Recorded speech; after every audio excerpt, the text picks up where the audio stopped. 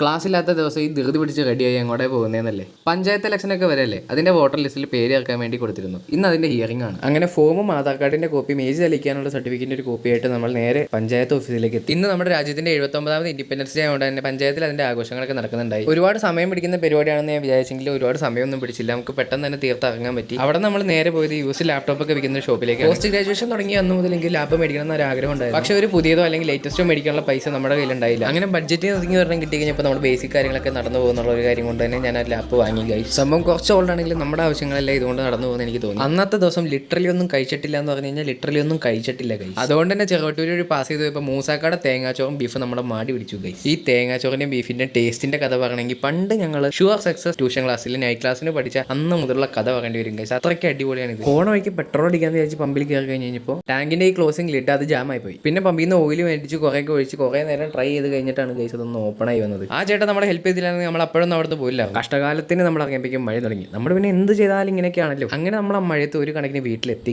എത്തി കഴിഞ്ഞപ്പോഴേക്കും കൊണ്ടുവന്ന ലാപ്ടോപ്പ് കാണാനൊക്കെ ആളെത്തി. അങ്ങനെ നമ്മൾ ലാപ്ടോപ്പ് ഒക്കെ ഓണക്കി കാണിച്ചു കൊടുത്തു. ആൾക്ക് ഇഷ്ടപ്പെട്ടു, ആളും ഹാപ്പി, നമ്മളും ഹാപ്പി. ഇനിയിപ്പോൾ നാളെ പുതിയൊരു വ്ളോഗുമായി വരുന്നവരെ ടാറ്റ ബൈ.